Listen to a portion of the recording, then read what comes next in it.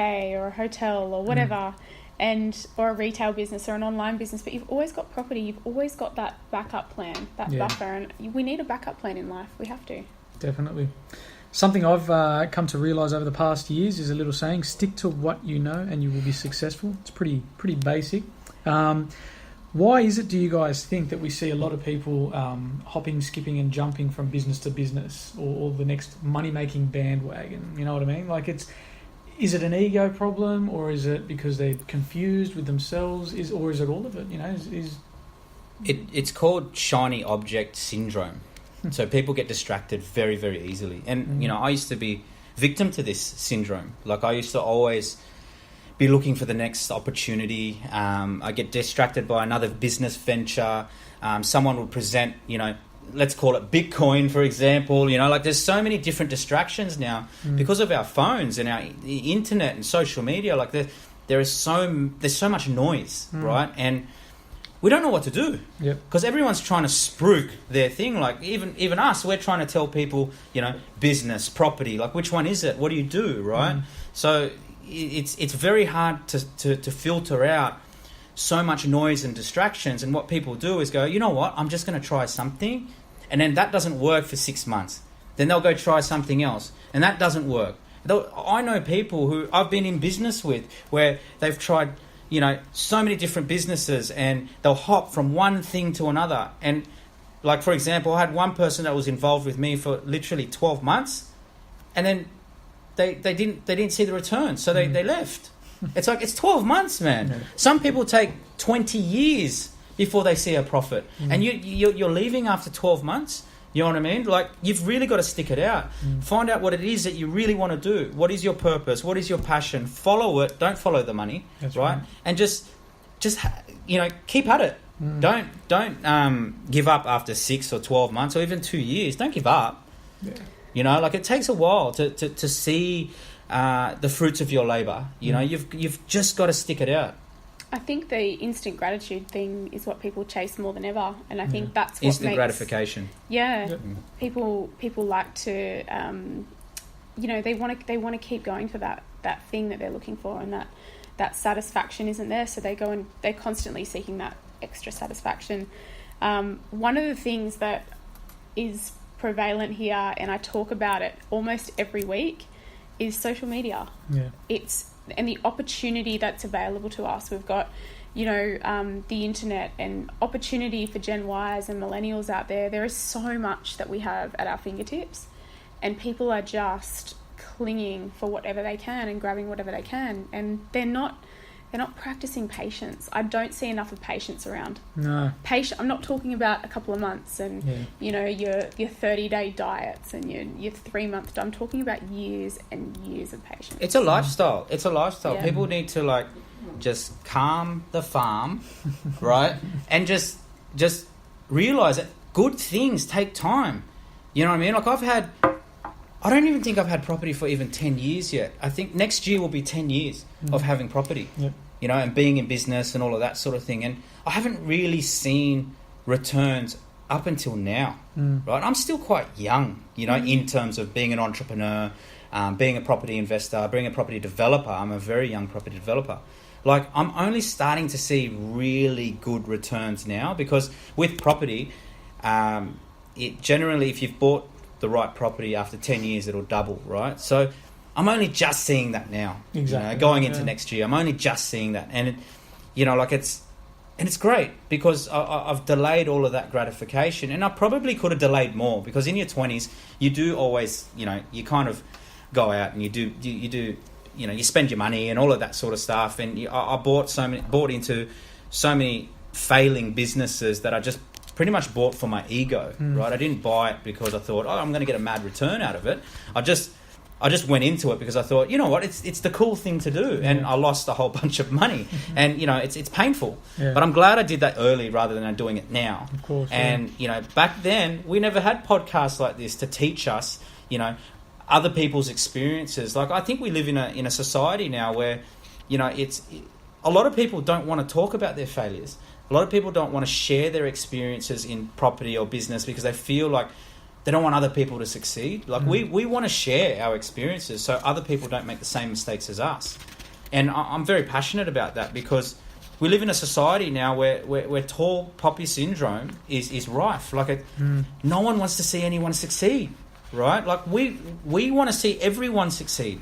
If we can give advice on our experiences, right, from the mistakes that we've made in property and business to people who are looking at getting into it now, then that's great. Like we don't want you guys out there listening to make the same mistakes that we made because it's painful, right? However, making those mistakes are crucial sometimes because you need to feel that pain. Development. If you don't feel that pain, then you probably aren't going to succeed. Not growing, not changing. That's right. No pain, no gain. That's right.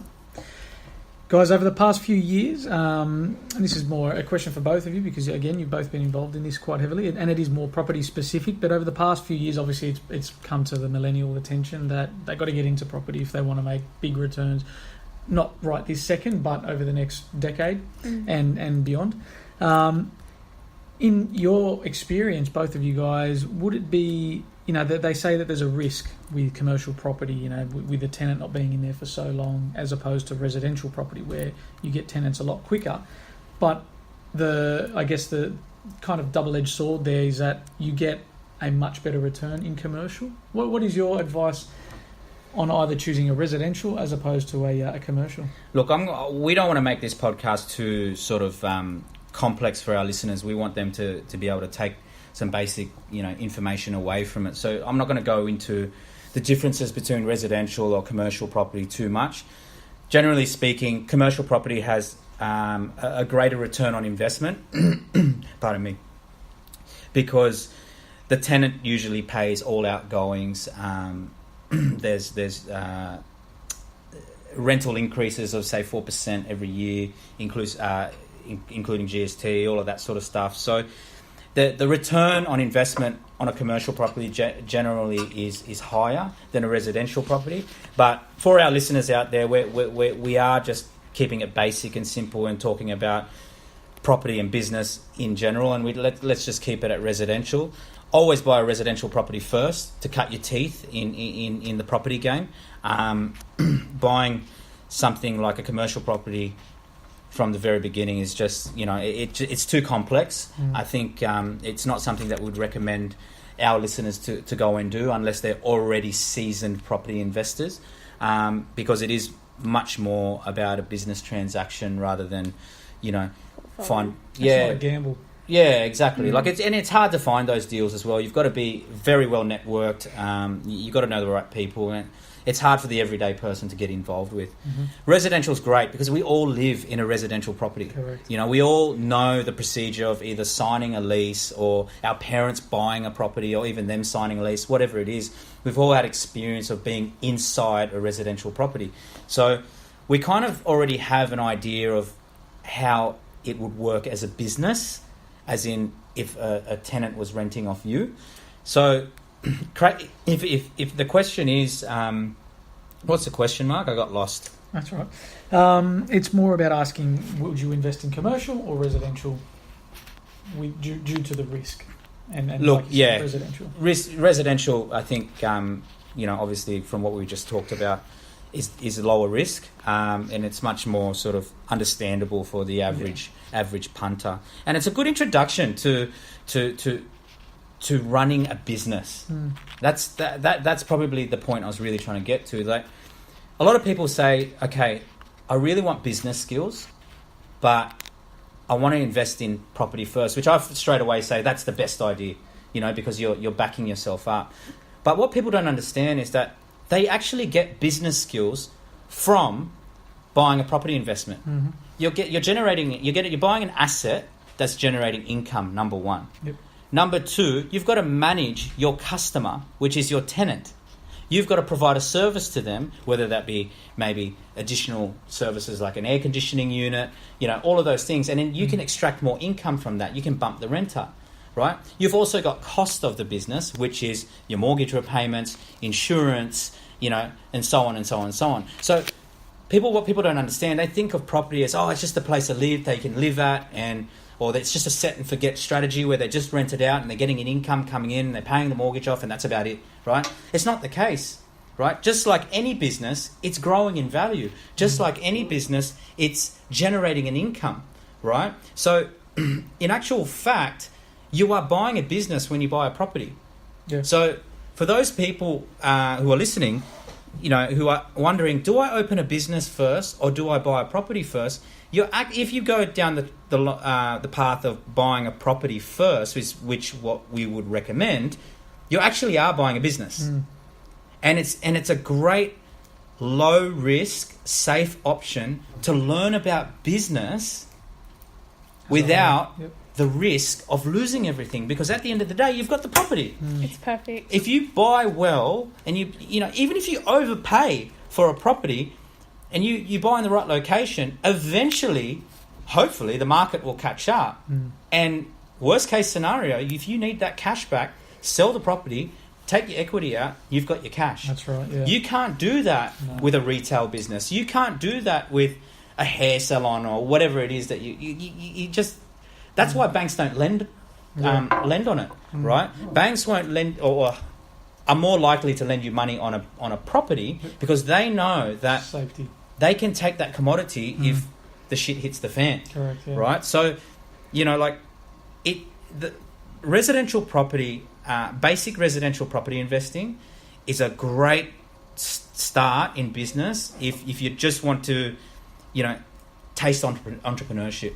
Okay. Fair enough. Guys, both of you do this as well these days, and a lot of the big players, especially investors and developers across Sydney, do it as well. They don't actually own their own house that they live in. They rent. Also, essentially, to a degree, known as like the man of straw, which we've discussed about before, which is, for everyone out there listening, essentially control everything, own nothing. Now, I know you guys obviously own stuff, but, this is big player stuff. Anyway, but you guys don't. Yeah, you guys have been renting for quite a long time while you've owned property. People are fascinated by that too. They're like, why do you not own your apartment? It's hard for them to grasp when we have so many assets behind. We're asset rich with our investments, our businesses, and even the development side of the business as well. But we remain really agile with our home living arrangements. Yeah. So I think the reason why people can't understand it is because we've been conditioned. The Australian dream is to own a property. Not wrong, yeah. And live in the property. That's the Australian dream, and it's great for those builders out there that are building homes for all of those Australian families looking at buying a property. But for us, like, we're not concerned about where we live. It's not not so much where we live, but owning a home that we live in, right? Because we'll just rent. So if we need to move somewhere, we can move straight away. But the real reason behind it is because we want to put all of our funds into assets that generate income. Correct. Yeah. Right? So if we go out and buy a $2 million house right now and Jade and I move into it, what is it doing to us? It's a $2 million liability. It doesn't give us any income. So we look at it as a business, right? So if we're going to buy property, we're going to buy property that produces income. And maybe in, 15, 20 years when, we've built, our wealth up to a point where we're like, okay, well, let's go and build our dream home or buy our dream home because, the equity's there. But right now we're in the growing phases of our business and property portfolio. Like we don't want to stop. So, wherever we can buy property, it'll always be to generate income, to get money in the bank, to increase our serviceability, to increase our equity position so that we can keep acquiring those assets, right? What happens is that when you buy your home to live in, you actually roadblock yourself because the banks look at you with a big liability. Correct. Right? Yeah. So because you've got this, let's call it a $2 million home, right? And you're blocked. You can't borrow any more money. You can't move. You can't move, right? And what else do you have to do to that home? You've got to pay for insurance, which is not tax deductible. None of that debt that you borrow on that home you live in is tax deductible, right? So you've got to pay insurance. You've got to maintain the house. You've got to mow the lawn. You've got to paint it. You've got to do all of these different things, right? But what is that? What do you get back out of that? Like, I'd rather go and paint